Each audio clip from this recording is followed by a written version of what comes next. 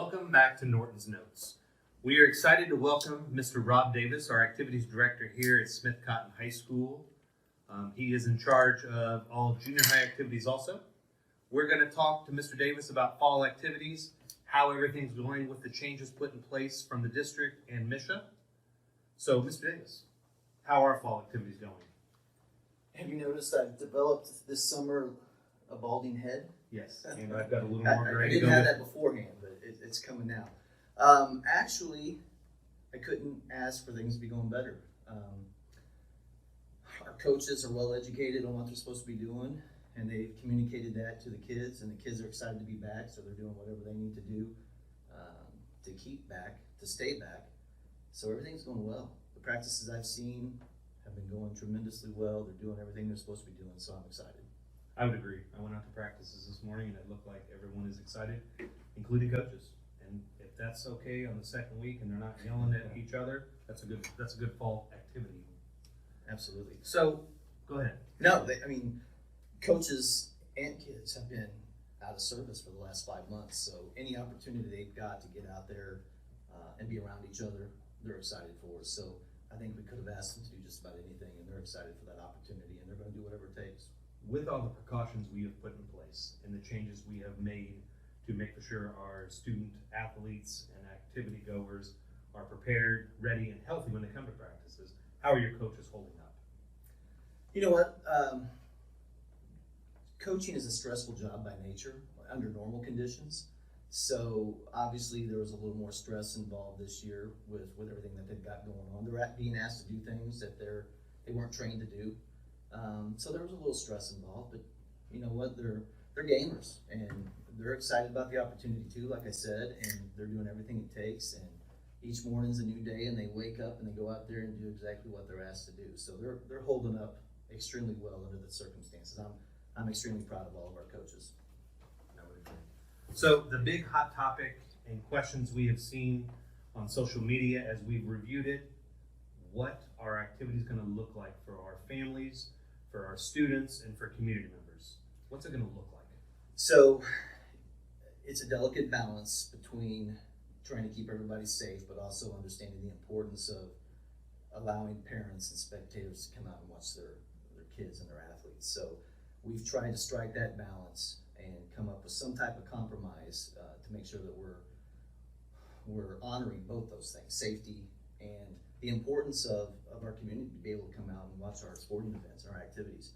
So it is going to look different. It's going to look quite a bit different, but that opportunity for spectators is going to be there. What we've come up with in conjunction with our new conference, the CMAC Conference, and myself, the other ADs in the CMAC Conference and myself have gotten together, and we've come up with a plan to implement for conference games and non-conference games, but we're going to allow a percentage of the capacity for each venue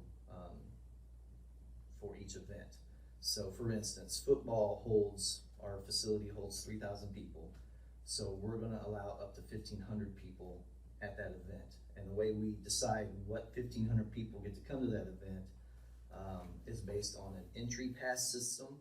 We're going to give each of our kids some passes that they're going to be able to distribute to their family members, their friends, their girlfriends, whoever they want to give those passes to. And dependent upon how many passes we allow that particular night, it could be 2, it could be 4, it could be 8, they're going to hand those passes out to their people, and then those people will use those passes to be able to come to the event that night and purchase a ticket. And we're doing the same thing for our visitors. So everybody in our conference is also going to have these passes. And before each game, we're going to announce, all right, everybody can use 4 passes. And so our kids and the visiting teams will know that they have 4 passes to use for that night's event, or that week's event. We're going to try to get the notice out, obviously, as far in advance as possible. We're looking at maybe a week to make sure people are notified. But as you know, things change quickly, and so we may say you can use 8 passes early in the week, but by the end of the week, things have changed. There's been an outbreak of more COVID cases, and now we're cutting it back to 4 or even 2. So that's the system we have in place. Obviously, it's not perfect. It's going to be a challenge. People are going to possibly lose their passes and things like that. We hope not, but those are things we're going to work around and this is the best system that we could come up with to make sure that we got fans at games, but we kept it under 50% of our capacity to keep everyone as safe as possible. So when it comes to those fans, when they get their passes, they pay their fee to get into the game, what other restrictions or new policies will we have in place for the participants? On one hand, we'll talk about, but for the spectators, what will it look like? So for the spectators, that's a great question. Thank you. Every once in a while you get one right. For spectators, they're going to have to wear masks. They're going to have to enter each facility, indoors and outdoors, wearing their mask, and they're going to have to wear it to their seat. If they have to get up and use the restrooms, they need to wear their masks back and forth to the restrooms. We have several areas where people like to congregate at all of our venues, but again, football is the easiest because that gets the most fans at each game, so everybody kind of knows what it looks like. The bowl at the top of the entrance area, people like to congregate there. We're going to ask people not to congregate in those common areas, to get their ticket, go directly to their seat, sit down. If they're able to keep 6-foot social distancing between them and the people next to them that are not part of their household, they can take their mask off and watch the game like normal. If they're sitting with people that are within 6 feet that are not part of their household, then they need to keep their mask on during the entirety of the event. Some other things. To start the seasons, we're not allowing concession stands. We're just doing that as an extra layer of a safety precaution for folks. So they need to bring their own food and drink if they choose to do so. All that we ask is if they bring stuff in, they make sure that they clean up after themselves. And our fans have always been great about doing that. They'll continue to do that. But we just felt that it was necessary to at least start the season without concessions to see how things go. And hopefully things get better the first few weeks or the first several weeks, and maybe we can look at opening up the concession stands because I know how important it is for our booster clubs. On an administrative note, community members, parents, students, if you are going to come as a spectator, we are excited to have you, but please understand the expectations that Mr. Davis just shared, we are going to enforce, and we ask that you understand that we don't want to be the bad guy. We want to all be the good guy. So we ask that you follow those expectations and understand that we will remind you and ask you to follow those expectations. So one way that we can help get that message out that Mr. Davis just spoke about is subscribe to our YouTube channel.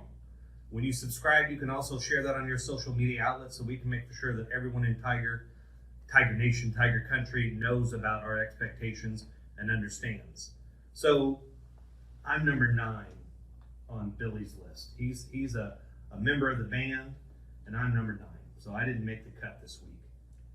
Is there going to be a way that as a community member, number 9 through however many, that I could still possibly see some of the events this year? Well, first, I would recommend you start getting Billy some better Christmas gifts, birthday True. gifts, so that you move a little further up Sure. I'm working on the pass list so that you'll be within that first 8. If you can't do that, then for everybody else, we're going to provide streaming services for all of our home contests, and for football, it's home and away. Charlie Brown, that is his real name, Charlie Brown, works for Prepcasts, and he's always carried our football games, and he's always carried the occasional other event in the fall. He's done basketball for us in the winter, and he's done baseball for us in the spring. But we've entered an agreement with Prepcast, and they're going to cover all of our home events in volleyball, football, softball, and swimming. And soccer, yes. Those are the events that it makes the most sense, and we have the most ability to be able to stream. The other events like cross country, golf, tennis, I believe that's it.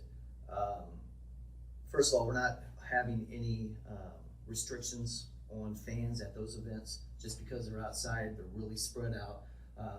Other than wearing their mask, fans at those events are still going to have to wear their masks and spread out and keep 6-foot social distancing.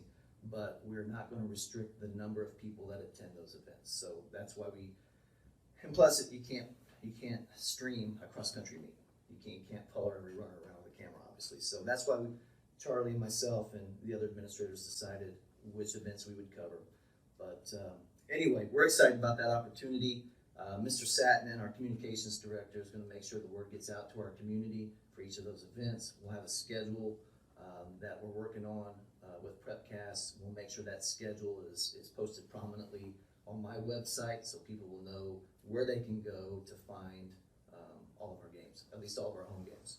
And I would say to the West Central community, Sedalia community, if you're a business owner and would like to possibly look at advertising through PrepCast, I'm sure Mr. Brown would look at that because we expect our virtual audience to grow this year, and we're excited about that. So you might have an opportunity to grow your own business in our economy. So, Mr. Davis, there's a lot of other activities that are going on, getting ready to start from winter to spring. But do you have any news from our state organization on vocal, instrumental, speech, and debate for their upcoming seasons? You know, we really haven't gotten a lot of information yet on the activities side of things. I do know that our marching band have canceled most of their competitions, if not all their competitions, to this point for the fall, just because there's so many students involved in a confined space to those marching competitions. It's just impossible to have social distancing. Plus the difficulty of when do you wear a mask, can you wear a mask when playing an instrument, those type of things. So the marching band competition season has been canceled. Our marching band, however, is going to continue to play our national anthem before football games. They're going to perform at halftime. So they're still going to be out there doing their thing. They're just not involved with any competition. As for speech and debate, academic team, Scholar Bowl, drama, those things don't start till a little later on, deeper into the fall and as we start the winter season. So hopefully by then, things have gotten a little better with the pandemic and we're able to get them going. If not, I'm sure there'll be some restrictions. Okay. All right. You mentioned something earlier. You said a conference. So we're starting a new conference this year, the CMAC Central Missouri Activities Conference. Yes, sir. Who are our competitors in that conference? We have the 3 Columbia schools, Battle, Hickman, Rockbridge, the 2 public schools in Jeff City, Jefferson City High School and Capital City High School, and Helias in Jeff City, and ourselves. So it's a 17 conference. This is the inaugural year. We're extremely excited about it. It gives us an opportunity to continue raising the bar, which we try to do every year with our athletics and activities program. This is going to cause a little more urgency to have us continue raising that bar, which I'm excited about. For the most part, our kids that I've talked to are excited. Our coaches are extremely excited about it. One of the things I'm excited about is Jefferson City and Columbia are 2 huge media hubs in our state. And our local media is great, but the media hubs in Columbia and Jeff City include television. So we've even talked, early talks about, some of our football games might be televised on cable channels in Columbia, which some of our folks might even get those eventually, depending on what service you use. So there's a lot of opportunity with the media. Again, the more exposure our kids get, the more opportunity they're going to have for postseason recognitions and things like that. So the media aspect of this is something we really haven't touched on that I think is a huge benefit for us as we enter this conference. Yeah, I'm excited too. I mean, we've heard this for years that we need to up our game with our competition level, and I think we've done so. I think we might have joined and created one of the toughest conferences in the state. So, Sedalia, get ready. We're excited to compete at a level that we will be able to go for district state titles. Yeah, if you look at the teams in our conference, the schools in our conference, if you look back in most sports and activities and you go back the last 10, 20 years, the people that are going to the Final Four, the people that are winning state championships, there's a big percentage of them are coming from our conference schools.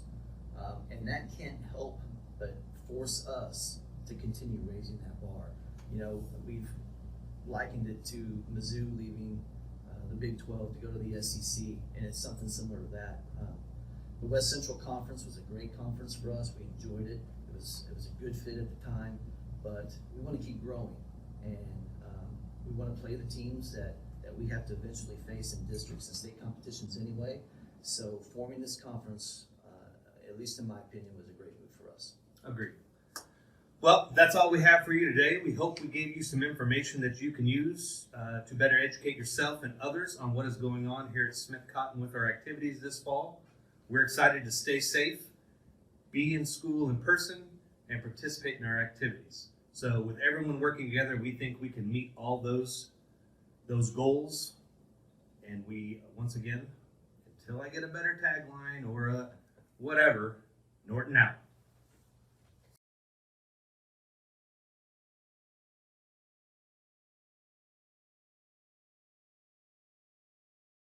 I'm Dawson Recky, and I'm here at the Sedalia Middle School with the boys swim team interviewing Levi Barthwagen. And Levi, what do you think is the biggest difference from this season from last season? We definitely have to social distance, and we each have our own lane pretty much. Levi, do you feel safe coming here for what's going on in the world right now? I do. I feel that we social distance enough, and I really wanted to come back to swim and get back to being healthy and not sitting on my butt all day. How do you think the season's going to pan out? I feel like if we get to go to our meets, that we're going to do pretty well. We got a pretty good team this year. I'm Dawson Recky here at the Sedalia Middle School with the boys swim and dive team interviewing Coach Steger. Steger, how do you think, how are you doing with all the changes? I'm doing great. It's just great to be able to even have a team this year, and I'm willing to work through whatever we need to, whatever safety measures we need to take to have a season and just have the boys the opportunity to compete. Coach Steger, how do you think we're doing this season? You guys are doing fantastic. Your attitude is amazing. We've got new people, and our old people, all our returning swimmers are showing them exactly how to do it, and everybody seems to do fine with the changes. Everybody's respecting it. Everybody just seems to want to be here and compete and swim and dive. So I'm proud of all of you. You're doing great. 3 seconds. This is Sam Cash interviewing Vicente Saldana from soccer practice. What is the biggest difference from this season from last season in practicing? Oh, we cannot drink the school water. That was very cold last year. And we were more spaced out during practice. And what do you predict the outcome of the season will look like? We'll probably, go undefeated. Yep. Thank you for watching. So how are you doing with all of these changes? So far it's been, it hasn't been that bad actually. I thought it would be a little bit worse, but so far it's been okay. It's just some new changes, nothing that's really kind of put us behind like I thought it would. It's just little details that you haven't had to think of in the past, you've had to think of now. So how do we, when we're changing shoes and things like that, how do we try to space out, make sure that we have our mask up and things like that to try to minimize risk. So overall, it really hasn't been too much of a drastic change, just little details. And how do you think the outcome of the season will look like? Well, I'm sure hoping that we get to keep going for sure. It would make for a long year if we didn't have a season for sure. So I'm hoping everything keeps going, and I'm sure there'll be some cancellations and things like that throughout the season, but hopefully we'll keep going, and I'm looking forward to the season. Thank you.